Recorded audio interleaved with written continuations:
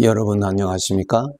이 시간에는 시편 13편 말씀 중심으로 드리겠습니다.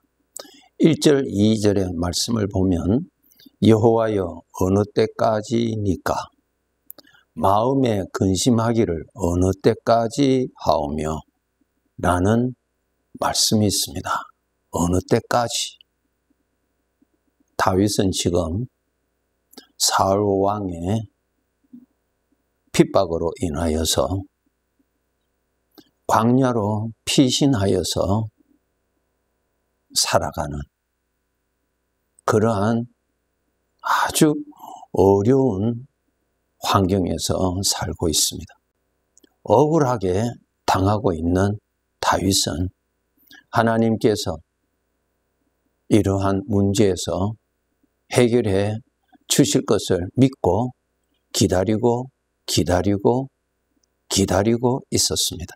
그런데 그 기다림이 좀 더 길어지니까 다윗의 마음에 불안함이 일어나게 되지요. 그래서 다윗이 하나님 어느 때까지 내가 기다려야 됩니까? 어느 때에 하나님께서 이 문제를 해결해 주십니까? 라는 기도를 올리게 되지요. 우리 하나님을 믿는 사람들도 똑같습니다. 우리가 세상을 살아가는데 하나님의 도움이 필요할 때가 수시로 일어나잖아요. 그리고 나의 힘으로는 해결할 수 없는 그러한 어려운 문제를 만나서 씨름을 하면서 지나야 하는 그러한 인생의 길도 있지요. 그럴 때 초기에는 우리가 믿음을 가지고 기도합니다. 하나님께서 도와주실 줄로 믿습니다. 하나님께서 좋은 길로 인도해 주실 줄을 믿습니다. 정말 믿음으로 기도합니다. 그렇게 하다가 그 문제가 해결이 안 되고 그 문제로 인해서 내가 서서히 피곤해지고 지쳐지게 될 때에 하나님 언제 응답 주시렵니까? 어느 때까지 내가 이러한 어려운 중에서 살아야 합니까? 이러한 기도를 우리들도 다 하게 됩니다. 하나님은 분명히 우리들에게 약속하셨어요. 인생의 길을 나 혼자 가지 않게 하시고 하나님이 친히 함께 하시라고 약속을 하셨습니다. 그리고 하나님께서 보호하시고 인도하신다고 분명히 하나님께서 약속을 하셨습니다. 여기에서 우리가 알아야 될 것은 우리가 원하는 것하고 하나님께서 우리에게 주시고자 하시는 하나님의 것이 있습니다. 전능하신 하나님께서 자녀들이 원하는 대로 주시는 그러한 아버지가 아니고 아버지가 아들을 위하여서 곧 그것이 아버지의 영광이 되고 아들이 되는 우리들에게는 영원한 또한 영광이 되고 기쁨이 되는 것을 이루어 주시고자 하시는 것입니다. 이것을 우리가 알아야 됩니다. 하나님은 분명히 내 인생길에 함께 계십니다. 그리고 구원하시고요, 인도하시고요, 일을 하십니다.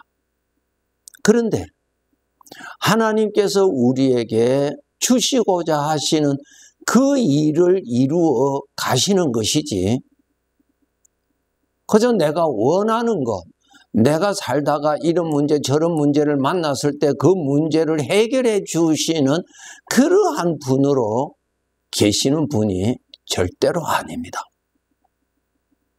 여러분, 창세기 12장을 읽어보면 하나님께서 아브라함에게 나타나시고 아브라함이 나타나신 하나님을 통하여서 하나님을 믿게 되죠. 그 다음부터 그 아브라함의 생애는 하나님이 주관해 가시잖아요. 하나님이 주관하실 때 아브라함의 뜻을 도와주고 아브라함의 사는 데 있어서 보호해주고 도와주는 역할을 하시는 것이 아니고 아버지가 정하신 그 뜻을 이루어 가시는데 아브라함을 인도해 가시는 것입니다. 아버지의 뜻을 위하여서 아브라함을 인도하신 것입니다. 아브라함 하나님의 뜻을 이루시기 위해서 아브라함의 생애에 함께 하셨고 인도해 주시고 또 그가 다른 길로 갈 때는 또 하나님께서 돌아오도록 또 해주시고 그렇게 하셨죠. 마찬가지로 우리들에게도 그러한 것입니다. 포도나무를 심었으면 농부는 열심히 수고합니다. 물을 주고 가꾸고 거름을 주고 전지를 하고 다 수고합니다. 수고한 목적이 무엇입니까? 농부가 거두고자 하는 열매를 위하여서 하는 것입니다. 그렇죠? 나의 하나님은 나의 주인이십니다. 나를 돌보시고 가꾸시고 일으켜주시고 깨닫게 해주시고 능력으로 보호해 주시고 하시는 목적은 사람에게서 하나님의 닮은 모습이 나타나게 함에 있습니다. 그것을 이루기 위해서 하나님이 일하십니다. 그러면 나도 그러한 하나님의 뜻에서 사는 사람인가? 그렇게 우리가 질문하였을 때 로마서 8장 28절, 29절을 보면은 이렇게 기록되어 있습니다. 우리가 알거니와 하나님을 사랑하는 자, 곧 그의 뜻대로 부르심을 입은 자들에게는 모든 것이 합력하여 선을 이룬다. 하나님을 사랑하는 자. 어떤 사람이 하나님을 사랑하게 되어 있습니까? 하나님의 뜻대로 부르심을 입은 자. 구원받은 자의 마음 중심에는 하나님을 사랑하고자 하는 소원이 살아 있습니다. 그런데 하나님을 사랑하고 하나님을 섬기고자 하는 소원이 없으면 하나님의 생명이 없는 사람입니다. 구원받기 전에는 우리는 나를 사랑하고 나를 위해서 살고 나의 기쁨을 위해서 살고 나의 만족을 위해서 사는 것입니다. 그 사상이 죄로부터 온 사상입니다. 그런데 그 죄인에서 구원받은 사람에게는 그 중심에 비록 삶에는 여러 가지 연약한 모습이 많이 드러날지라도 그 중심에는 하나님 아버지를 잘 섬긴다. 잘 섬겨야 한다. 그것을 소원하는 소원이 살아있습니다. 그 소원은 인간 스스로에게서 형성되는 것이 아니라 주님의 생명이 들어왔기 때문에 그 생명에서 나타나는 소원입니다. 그 소원이 있는 사람은 모든 것이 합력하여 선을 이루시는 하나님의 뜻 안에 있는 사람입니다. 그러면은 모든 것이 합력하여 선을 이룬다. 선을 이룬다. 그 선이 무엇인가? 29절에 보면은 그 아들의 형상을 본받게 하기 위함이라 그랬습니다. 아들의 형상. 아들이 누구세요? 예수님이죠. 예수님의 닮은 모습, 예수님의 마음, 예수님의 생명이 나타나기 위하여 하나님이 우리를 돌보시고 가꾸시고 일으켜주시고 깨닫게 해주시는 것입니다. 목적이 거기에 있습니다. 그런데 우리가 구원받은 자일지라도 목적은 그곳에 두지 아니하고 나에게는 하나님이 계시고 전능하신 하나님이 계시니까 내가 원하는 대로 하나님이 다 도와주실 것이라고 나는 믿습니다. 탈선이죠, 여러분. 주인이 누구예요? 하나님이세요. 내가 주인이 아니에요. 하나님이 나를 섬기시는 분이 아니에요. 주인을 알고 살아야 돼요.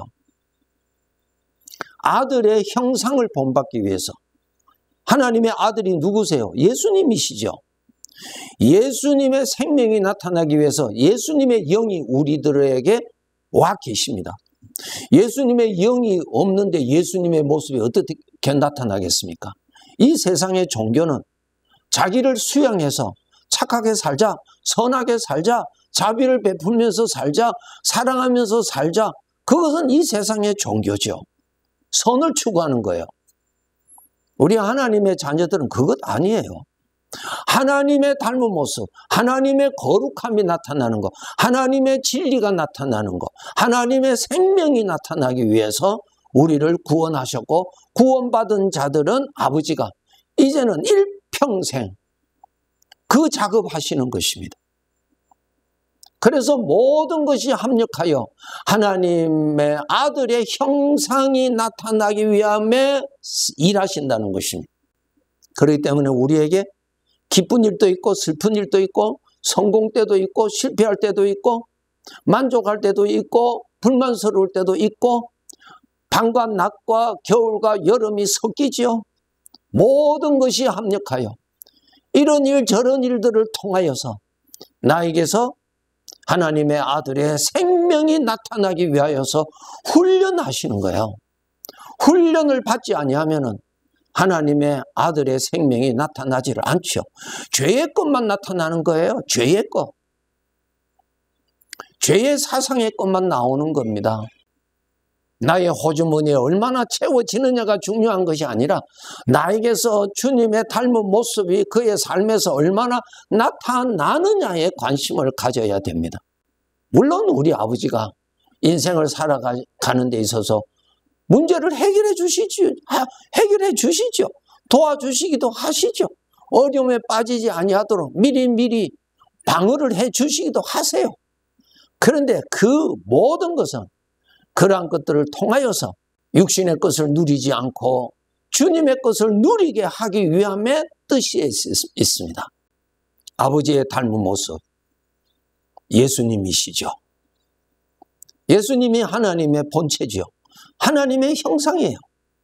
그래서 예수님의 생명이 우리 안에 들어오셨어요. 예수님의 생명이 무엇입니까? 성령이세요. 성령. 예수님의 영이 우리에게 들어와 계세요. 살아 계세요.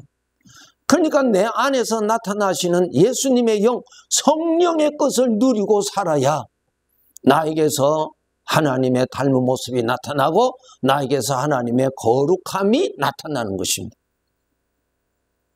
때때로 죄의 것도 나타나지만은 하나님의 뜻인 하나님의 닮은 모습이 더욱더욱 나타나는 것이죠. 더욱더욱 나타나는 것이 신앙이 성장한 사람이죠. 하나님의 아들로서 성장한 사람이에요. 그런데 구원은 받았는데 여전히 죄의 것만 나타난다면은 하나님의 아들로서 매우 어린 아이라고 말씀하고 있습니다. 부끄러운 것이죠, 여러분. 내 안에 주님의 생명, 성령이 살아계세요. 성령의 말씀, 성령의 감정, 성령의 생각, 성령의 사심이 나라는 존재에 항상 계십니다. 그것을 분별하고 그것을 선택하고 그것을 누리고 살아야 되는 것입니다. 훈련을 통해서 더욱더욱 그 삶이 풍성하도록 해야 하는 것입니다. 로마서 6장에 보면은 우리로 또한 새 생명 가운데서 행하게 하려 함이라. 새 생명, 새 생명이에요. 우리는 성령으로 거듭났다, born again 했다는 말은 새로운 생명을 받았다는 것입니다. 새로운 생명을 받지 아니하는데 그 사람이 어떻게 새 사람입니까? 옷 바꿔 입었다고 해서 그 사람이 새 사람입니까? 아니죠. 옷을 바꾼 것이지 그 사람은 질적인 변화가 하나도 없어요.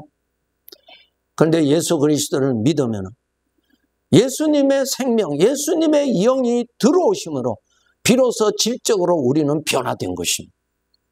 그래서 나에게는 죄의 성품, 이제까지 살았던 죄의 성품도 있지만은 이제는 내 안에 주님이 사시는 거예요. 주님의 영, 성령의 사심 안에서 사는 것인데 죄의 것을 누릴 것인지 성령의 것을 누릴 것인지 여러분이 분별하고 여러분이 선택하고 여러분이 누리도록 훈련하셔야 돼요. 그렇게 해야 아버지의 닮은 모습이 나타나죠. 여러분, 우리의 신분은 하나님의 아들이에요. 하나님의 아들. 포도나무라는 말은 그 나무는 포도를 맺는 나무다는 뜻입니다. 나 자신을 하나님의 아들이라고 부르면 하나님의 아들이신 예수님이 나타나시는 사람이라는 뜻이에요. 그리스도인이라는 말이에요. 예수님이 나타나시는 사람을 하나님의 아들이라고 부르는 것입니다. 그런데 포도나무는 포도나무인데 포도 열매가 맺지를 않아요. 잘못된 것이죠. 여러분이 하나님을 아버지라고 부른다면 여러분은 분명히 하나님의 아들입니다. 그러면 하나님의 아들이라는 말은 하나님의 아들이신 예수 그리스도가 나타나는 사람이라는 뜻이에요.